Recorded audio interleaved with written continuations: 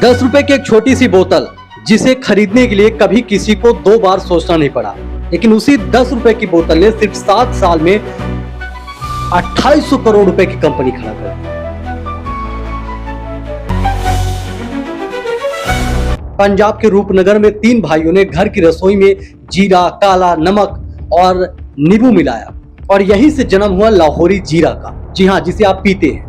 न कोई बड़ा बॉलीवुड स्टार, न करोड़ों रुपए की शुरुआत, न एडवर्टाइजिंग में पैसा, न ही कोको कोला जैसा बड़ा डिस्ट्रीब्यूशन नेटवर्क। फिर भी आज कंपनी की जो रेवेन्यू है वो सैकड़ों करोड़ रुपए में है और इसकी बोतलें रोज लाखों की संख्या में बिक रही है। लेकिन कहानी का सबसे दिलचस्प हिस्सा अभी बाकी है। जिस 10 रुपए की बोतल ने लाहौरी जीरा को इतना बड़ा नाम दिया, आज वही 10 रुपए का प्राइस पॉइंट कंपनी के लिए सबसे बड़ी चुनौती बनता जा रहा है, क्योंकि डिमांड बेहिसाब है लेकिन हर बोतल पर सिर्फ कुछ ही पैसे का मार्जिन बचता है। तो आखिर 3 भाइयों की एक ऐसी ट्रिक थी जीरा ड्रिंक जो 250 करोड़ तक पहुंच गई, और क्या लाहौरी जीरा कोको कोला जैसे दिग्गजों के सामने भी टिक पाएंगे या फिर नहीं?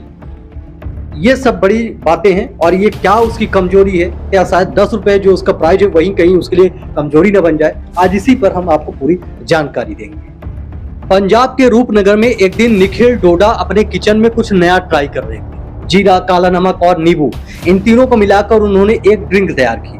अब ये कोई नई बात नहीं थी, क्योंकि जीरा, जलजीरा और शिकंजी जैसी चीजें भारत में लोग कई सालों से पीते आ रहे हैं। लेकिन निखिल ने जब ये ड्रिंक अपने कजिन सौरभ मुंजाल और सौरभ भुट्टना को पिलाई तो तीनों को इसमें कुछ अलग नजर आया। स्वाद ऐसा था जो देसी भी था, मसालेदार भी था, और सबसे बड़ी बात, इसे बोतल में पैक करके बड़े लेवल पर बेचा जा सकता।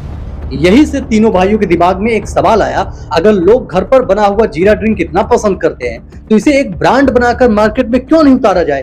और यहीं से वो छोटा सा आइडिया था जिसने आगे चलकर करोड़ों बिजनेस खड़ा कर दिया। खास बात यह था कि इन तीनों का कोल्ड ड्रिंक इंडस्ट्री से दूर दूर तक कोई पुराना कनेक्शन नहीं था, इनके पास कोई बड़ी कंपनी का अनुभव नहीं था और ना ही कोई बड़ा डिस्ट्रीब्यूशन इनका नेटवर्क था। इससे पहले तीनों पंजाब के रूपनगर में एक हेरिटेज हवेली नाम का गेस्ट हाउस चलाते थे, लेकिन अब इनका पूरा जो फोकस था वो एक ऐसे प्रोडक्ट पर था जो इससे पहले किसी ने नहीं सोचा था, जिसे उन्होंने खुद तैयार किया था अपने किचन में।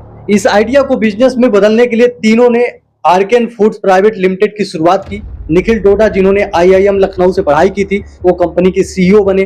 सौरभ मुंजाल, जिन्होंने सिंगापुर से MBA किया था, उन्होंने भी कंपनी की कमान संभाली, और सौरभ भुट्टना ने चीफ बिजनेस ऑफिसर की जिम्मेदारी संभाली।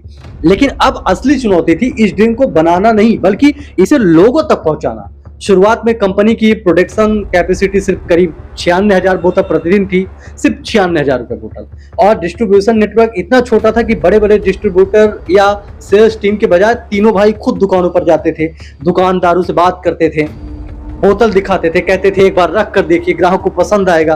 कई बार माल बेचने के बाद पैसे लेने के लिए भी इंतजार नहीं करते थे, कैश में पेमेंट लेते थे और अगली दुकान की तरफ निकल जाते थे। पनवारी हो गया, रेलवे स्टेशन हो गया, बस अड्डा हो गया, ऐसे जगह पर ये प्रोडक्ट अपना रखने के लिए शुरुआत की। क्योंकि ये 10 रुपए की बोतल थी तो लोग मान भी जाते थे और इसे अच्छा खासा मार्जिन भी दुकानदार को मिल जाता था। लाहौरी जीरा के पास सिर्फ एक अच्छा टेस्ट नहीं था, इसके पास एक अच्छा प्राइस पॉइंट भी था, जिसने पूरे गेम को बदल दिया। क्योंकि टेस्ट तो इसका अच्छा ही था, लेकिन 10 रुपए प्राइस में कोई भी अगर जाता था लेने, वो ज्यादा सोचता नहीं था, सीधे ले लेता था, और दुकानदार भी इसको कम पैसा समझ कर रख लेते थे। लाहौरी जीरा की असली ताकत सिर्फ इसकी देसी स्वाद नहीं था, इसकी सबसे बड़ी ताकत थी इसकी कीमत। जब लाहौरी जीरा मार्केट में आया उस समय ज्यादातर बड़े कोल्ड ड्रिंक जो ब्रांड हैं उनकी छोटी बोतल भी करीब 35 से 40 रुपए के आसपास मिलती थी। ऐसे में 10 रुपए की लाहौरी जीरा की बोतल ने एक बिल्कुल अलग कस्टमर बना दिया। पहले एक कोल्ड ड्रिंक खरीद कर कई लोग उसको मिलकर पीते थे, लेकिन अब 10 रुपए की बोतल के साथ अब एक व्यक्ति अपने लिए पूरी बोतल खरीद सकता था। कीमत इतना कम था कि इसे खरीदने से पहले ज्यादा सोचना ही नहीं पड़ता था, अरे भाई 10 रुपए का तो है, ले लो, और 10 रुपए की कीमत रहना काफी नहीं था। असली गेम जो था वो था 10 रुपए की बोतल को ग्राहक तक पहुंचाया कैसे जाए, और यही लाहौरी जीरा ने बड़े ब्रांड से बिल्कुल अलग रास्ता चुना। कंपनी ने, जो लाहौरी जीरा के मालिक थे, उन्होंने शुरुआत में बड़ा कोई माल या प्रीमियम सुपरमार्केट पर ज्यादा फोकस अपना नहीं किया। इसके बजाय वो छोटा kirana store, bus stand, railway station, पान की दुकानों और जगह जगह पर ही अपना लाहौरी जीरा को पहुंचाया। यहाँ रोजाना बड़ों की संख्या में लोग आते थे, यानी जगह ग्राहक थे, लाहौरी जीरा था, और उसका फायदा तुरंत उनको दिखने लगा कि कोई व्यक्ति पहली बार 10 रुपए की बोतल खरीदता, जीरा का मसालेदार स्वाद ट्राई करता, पसंद आता, अगली बार फिर खरीदता। धीरे धीरे यही पूरे वर्ल्ड, हर जगह वर्ड ऑफ माउथ लाहौरी जीरा की सबसे बड़ी मार्केटिंग बन गई। कंपनी की शुरुआत कई सालों तक बड़े कोई विज्ञापन पर लगभग कोई खास पैसा खर्च नहीं किया, न बड़ा कोई सेलिब्रिटी प्रमोशन, न कोई करोड़ों रुपए टीवी एड्स और ना ही कोई बड़ी मार्केटिंग कंपनी का भरोसा था कि अगर प्रोडक्ट लोगों को पसंद आया तो ग्राहक खुद दूसरे ग्राहक को इस वक्त पहुंचाएंगे। और यही बिल्कुल सेम हुआ। एक दुकान से दूसरे दुकान, एक शहर से दूसरे शहर लाहौरी जीरा का नाम धीरे धीरे फैलता गया। खास बात यह था कि कंपनी ने सिर्फ जीरा फ्लेवर पर रुकने की बजाय धीरे धीरे नींबू, शिकंजी, चटपटा, आम रस और इमली जैसे जो देसी जूस है उस फ्लेवर में भी मार्केटिंग में उतारना शुरू कर दिया। लेकिन इस पूरी कहानी में सबसे बड़ा मोड़ अभी आना बाकी था, क्योंकि जिस कंपनी की शुरुआत सिर्फ हजारों बोतलों से हुई थी, कुछ ही सालों में उसका प्रोडक्शन लाखों बोतल में प्रतिदिन तब्दील हो गया। यानी हर दिन लाखों बोतल बिकती थी। लाहौरी जीरा की कहानी में असली बदलाव तब आया जब लोगों के बीच इसका नाम तेजी से फैलने लगा। शुरुआत में कंपनी करीब 96,000 बोतल प्रतिदिन बना रही थी, लेकिन जैसे जैसे डिमांड बढ़ी, प्रोडक्शन कैपेसिटी भी लगातार बढ़ानी पड़ी। 2022 तक कंपनी की क्षमता करीब 12 लाख बोतल प्रतिदिन हो गया और फिर 2025 तक यह आंकड़ा बढ़कर करीब 50 लाख बोतल प्रतिदिन तक पहुंचा।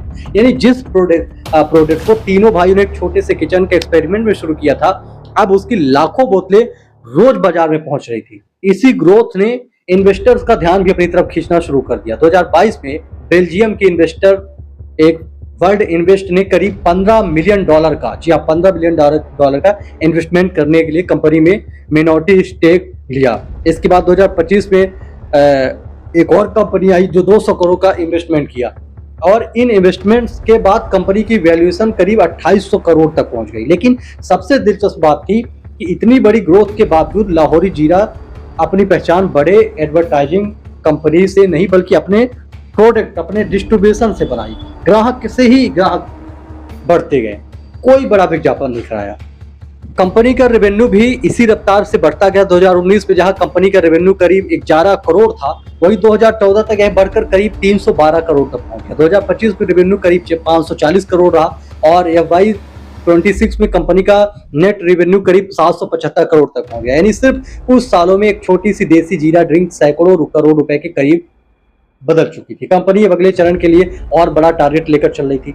इसका लक्ष्य आने वाले समय में रेवेन्यू को 1000 करोड़ से भी आगे ले जाने का था। देखते देखते कहानी बिल्कुल परफेक्ट लग रही थी। एक देसी प्रोडक्ट, जबरदस्त डिमांड, करोड़ों का रेवेन्यू और करीब 2800 करोड़ की वैल्यूएशन। लेकिन बिजनेस की दुनिया में सिर्फ रेवेन्यू और वैल्यूएशन ही पूरा कहानी नहीं बताते।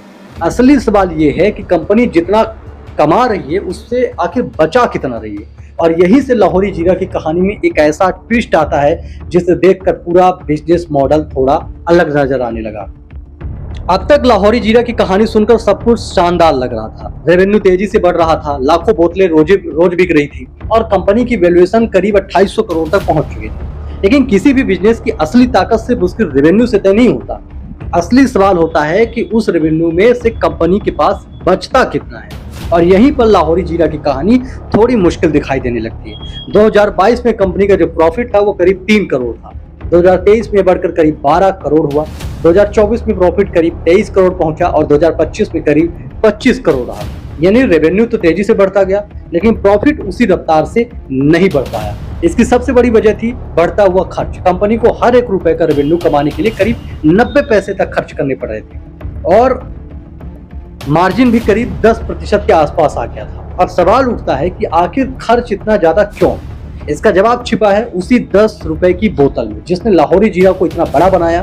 10 रुपए में एक बोतल बेचने के बाद उस रकम का पूरा हिस्सा कंपनी के पास नहीं आता, क्योंकि इसमें मैन्युफैक्चरिंग कॉस्ट है और रॉ मटेरियल का खर्च है, एम्प्लॉयज़ की सैलरी है, डिस्ट्रीब्यूशन रिटेलर हैं और होलसेलर हैं, मार्जिन है और इसके ऊपर टैक्स भी देना पड़ता है। यानी ग्राहक को दिखने वाली जो कीमत 10 रुपए है, लेकिन कंपनी के लिए उस 10 रुपए में बचने वाली रकम बहुत छोटी है।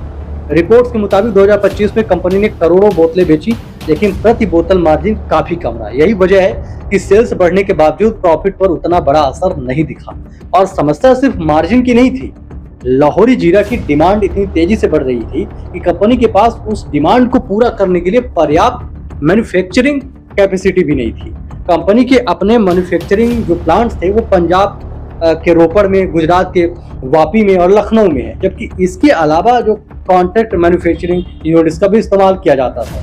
यानी ग्राहक खरीदना चाहता है मार्केट में डिमांड बहुत ज़्यादा है, लेकिन हर जगह समय पर प्रोडक्ट पहुंचना थोड़ा सा मुश्किल हो रहा है, अपने आप में एक बड़ी चुनौती बन चुका है। और आप सीधे बिजनेस में यही सबसे खतरनाक स्थिति होती है, क्योंकि अगर ग्राहक दुकान पर लाहौरी जीरा मांगता है और उसे बोतल नहीं मिलती तो वह अगले दिन तक इंतजार नहीं करेगा, वह सामने रखी दूसरी कोल्ड ड्रिंक उठा लेगा। यहीं से लाहौरी जीरा का अगली और शायद सबसे बड़ी चुनौती शुरू होती है, डिस्ट्रीब्यूशन की। अब इसको आप आसान भाषा में समझिए। मान लीजिए आप लाहौरी जीरा पीना है, आप दुकान पर पहुंचे और दुकानदार से पूछे लाहौरी जीरा है, लेकिन दुकानदार ने कहा नहीं है। अब आप क्या करेंगे? क्या अगले दिन का इंतजार करेंगे? शायद नहीं, आप उसी समय कोई दूसरा कोल्ड ड्रिंक उठा लेंगे। यही बिजनेस की सबसे बड़ी सच्चाई है।